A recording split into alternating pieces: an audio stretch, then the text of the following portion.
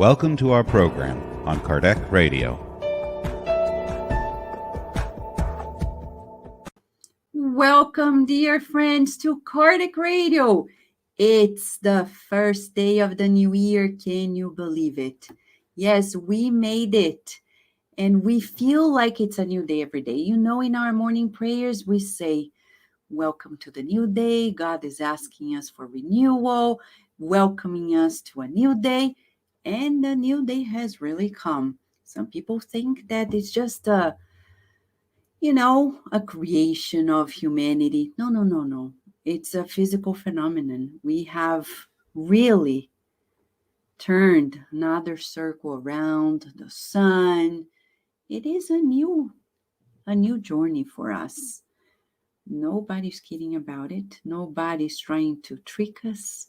It's new, but it's your choice too. And that's what we're going to talk about, our emotional choices, our ways of dealing with our emotions, with people's emotions as well, what to do with it. The pandemic is hopefully, we are grabbing a hold of it and really calming things down. But what about inside of us? There's so much to discover, so much to tame sometimes, so much to unfold and blossom, right? We know here at Kardec Radio that we're children of God and we were created for purposes that are yet to be seen and unfolding. So we're not alone. We're so blessed that we have been joined today. Dr. Mark Baker is here with us to talk about one of his books, a book that was revised and released in 2020, a beautiful and most important book, Managing Your Emotions for a Healthier Life. He released it in 2020, a perfect timing for us who need to, we need more the sense of wellness, well-being, less fear, as he told us in the Christmas interview. He's back here with us. For those who are not acquainted with him yet or want to know more about him, I'll share with you his website because it's very resourceful and it gives us many tools. Look at this: managing your emotions for a healthier life, overcoming shame, you can change, Jesus as the greatest psychotherapist that we have discussed, Dr. Mark Baker as the clinical psychologist and best-selling author brings to us this whole new perspective of how we can blossom. But you want to know more, and he's here with us. So let us invite him over and bring him our love. Thank you, Dr. Baker, for being here with us once again. Thank you. Always good to talk to you. I look forward to our conversations, always. And it's a new year. Many people are hopefully thinking of new resolutions, right? Where to go. And your book is a good beginning to give a hint. It is. We are powered by our emotions in life. And so I think being able to identify our feelings and to be able to use them to move us forward. Our emotions create motion in our life. And so we need to know what they are. The good news is there are just a very few fundamental emotions and then a lot of blends. So it's not as overwhelming as it might seem. For people to know how you feel, it seems like a big task for many. But if you really get good at identifying the key, like 8, 10 emotions, you will manage your life much, much better. Be able to identify the feelings and know how to make use of them. And in your book, you have it written in different parts, which is very interesting because people can, I just want to give them some guidance. If they want to hear about happiness, boom, you can go there. Fear, go straight there. Anxiety, sorrow. But you begin the book talking about hurt and suffering. Yes. And We start there. This is the big question that people ask. How does God heal hurt? Mhm. Really, how does God heal hurt? And often it's not in the way that we think. Uh, the word comfort in English has two parts, come and fort. Come means with, fort means strength, as in fortify. Yeah. So the word itself gets at the core of how God heals our hurt, not by taking it away, but by giving us strength in it. So with strength, that's what comfort really is. And that is something we have to realize about life. Uh, how does God heal hurt in our life? By giving us the strength to go through it. This is a powerful, powerful truth that we have to embrace, because if you live a life of thinking, well, I'm asking God to take my pain away, I'm asking God to take my suffering away, and it doesn't go away, then you think, well, He's not answering me, He's not answering prayer. He is. You're not listening. He's saying, okay, I never said I would take it away. I said I would give you the power to go through it, and I'll go through it with you. I'll give you the strength. That's how God heals hurt, by giving us the strength to go through it. And that is how the world is made. And if you have an issue with that, you can take it up with God someday. But it's how our world is now. And the people who realize this and accept this are the people who deal with their hurts in a much, much better way. And as we have a new beginning, many people are still struggling due to their losses. For example, during the COVID experience, many of us lost loved ones and people are hurt. Yes. Though many people, many families have experienced it, there's still many people who are struggling with Yes. that pain, with that loss. Would you say there is another way of looking at it and feeling it? Well, I would say it is important to grieve our losses. So if you have experienced a loss, and many have, we've now in our country lost close to 800,000 people who've died because of COVID. That's a lot of people. So all of us know someone, who has died. So there are these real losses. And I would say the sadness that you feel, although it feels bad, is good. Grief is one of the few things that feels bad but is good. So it clears our heart and makes us ready to love again. If you don't grieve, you make it harder to love again, welcome other people into your life, to trust other people, to be vulnerable. So I would say for us as a world now, we have a task of grieving in front of us. As we come out of this time of loss, people lost their jobs, their careers. I know people who are completely financially devastated by this. They lost their entire store that they owned is gone. And so they have to deal with a profound sadness that feels like depression, but it's different. Mm-hmm. It's actually grief. And you're grieving the loss of relationships, the loss of finances, the loss of a lifestyle that is preparing you to live again in a new way. Something new will be reborn. So I would say to look at it this way, that what you're doing now is grieving. You're grieving your losses, and grief involves anger, it involves profound sadness, it involves denial, it involves refusal to accept it. This can't be true. Well, if only if I'd done this or if I'd done that, I wouldn't be in this situation. That's all part of grief. Yeah. So I would say we all have a major task in front of us, to grieve our losses so that we will love and build and thrive again. Wow. Yeah. So allowing yourself to grieve, like to feel the process and know that it shall pass.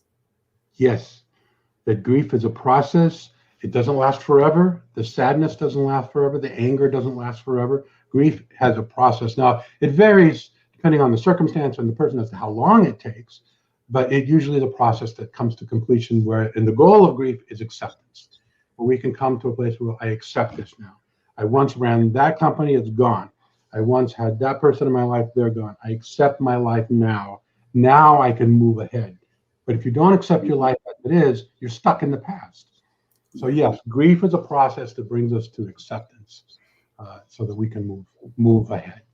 And then the other side of it ties into anxiety, because they are like, What's going to happen next? Yes. How am I going to live my life? What do I do? Right? Yes. So then you have a special section in your book all about anxiety too. Yes. Many forms of anxiety. It's very important to embrace, understand, and process the anxiety in your life. It's different from fear, but anxiety, it puts us on high alert. Activity produces stress in our life. So there's an anxious feeling. So anxiety will always be with us, but we need to learn how to process it. Anxiety is an interesting emotion because Paul says in the Bible, be anxious for nothing, but by everything in prayer and supplication, make your requests be known to God. And we think initially when you read that, well, he's telling you shouldn't be anxious. That's what it looks like on the surface. It's actually not quite right. I think what he's saying is when you get anxious in life, and we all do, this is what you should do. You should realize that you can take your requests to God. You've got somewhere you can go with your anxieties. Anxiety is inescapable. It is a part of life that we have to accept. I've done myself some psychological studies surrounding people's their religion, their belief in God, and whether or not there's anxiety in their life. And we've put people in very, very stressful situations, people who are godly, spiritual people, and we found all of them were anxious.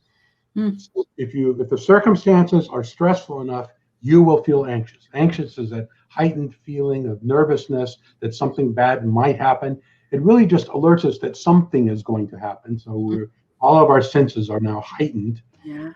And if I accept that my anxiety is now a heightened sense of awareness, maybe even dread, it could be a part of that.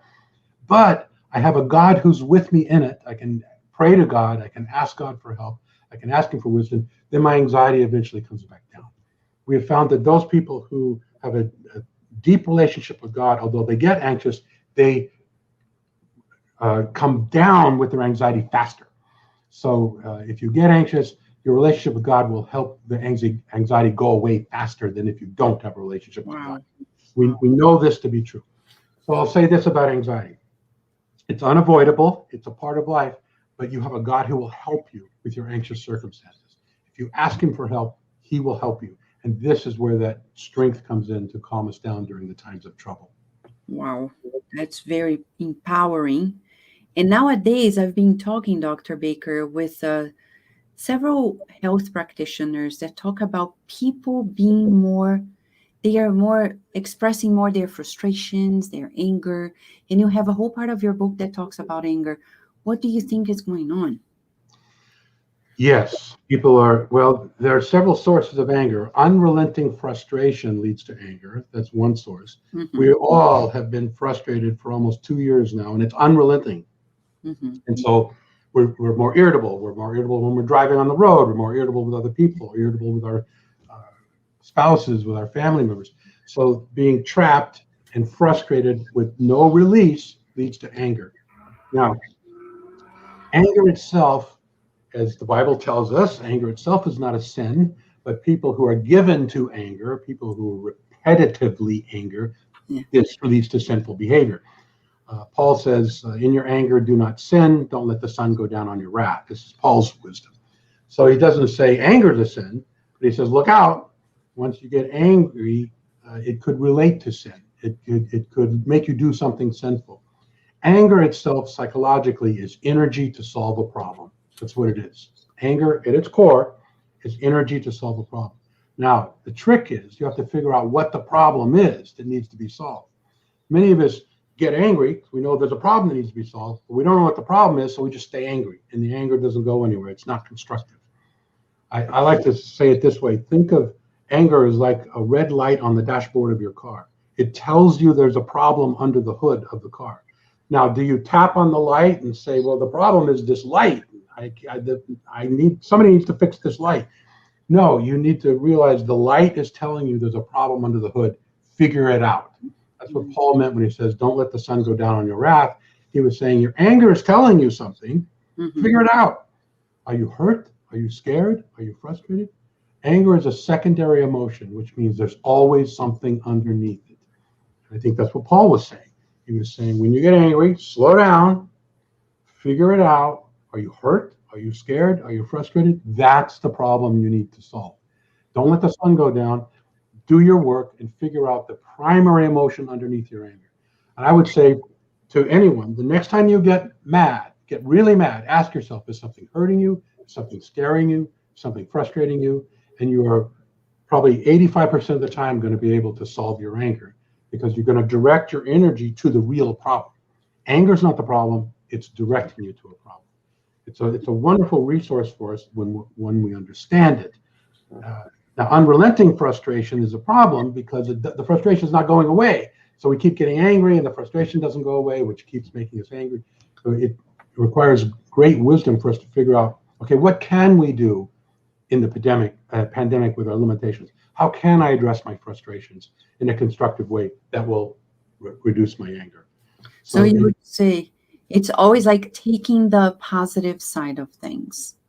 Looking for, yes. Yeah. Rather than focusing on what's wrong, focus on what I need and what can I do to make things right. Mm-hmm. That's what I tell couples often when they fight. Rather than pointing out what he's doing that's wrong and staying there, let's focus on what you need and what can he do right. Focus on what you long for, what you need. Don't focus on what he's doing wrong. That keeps you stuck. What's our pathway out? It's beautiful. And talking about relationships, since the pandemic has been a fear booster, in the chapter about fear, you talk about fear-based relationships, which we need to be aware of, and many people are not. They're not. This is very problematic. There are people who are together not so much based on their love, but based on their fear. They're afraid of being alone. They're afraid that no one else would have them. They're afraid of being abandoned. So they stay with this person out of fear of abandonment. Fear is a very toxic emotion to base your relationship on. And fear-based relationships have high conflict. There is a very difficult time bonding. The attachment is insecure. And so then problems happen all the time. And they think, oh, I'm mad because you got here late. I'm mad because you said you were going to do that and you didn't do it. And really, they're mad because they're afraid. I'm afraid you won't love me if I really tell you how I feel. I'm afraid if I'm really honest with you, you'll abandon me. And that fear keeps you stuck because you never really addressed then the core of the problem. And you end up fighting about circumstances that never get to the core. Mm-hmm. John Gottman is the leading researcher on marriages, right? Yeah. He's studied conflict in marriages over thousands of couples. And he says 70% of the time when people fight in marriage, they don't solve it. There's no resolution to it. They fight about things that cannot be solved. They fight about things in the past or things that are going to happen in the future. And they're pointless fighting 70% of the time. So why do we do that? Because we're afraid. I'm not really fighting about the thing that we say we're fighting about. I'm afraid you're going to leave me. I'm afraid I'm not enough.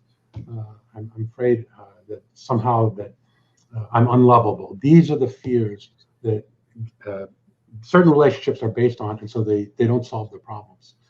We have to address the core of the fear in order to free ourselves from a fear-based relationship. Wow. Let's catch our breath here. I bet everybody's like, okay, write it down. A lot of homework to be done.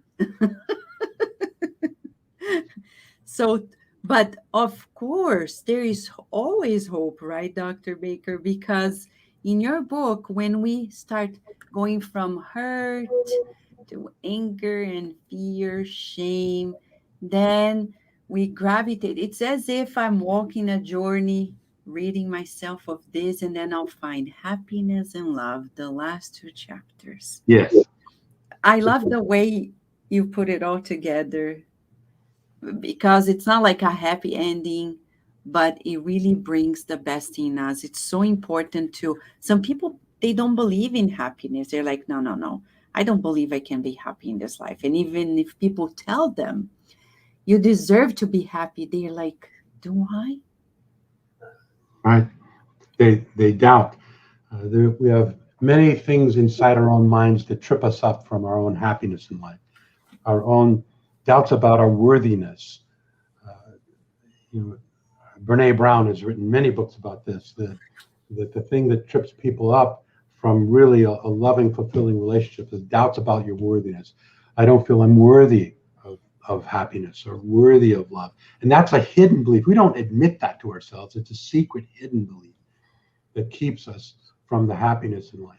But yes, we can convert the stress in our life to happiness, the anger in our life to happiness, the anxiety in our life to happiness. We can convert those energies. When we use our anger to solve our problems, we can pursue a happy relationships.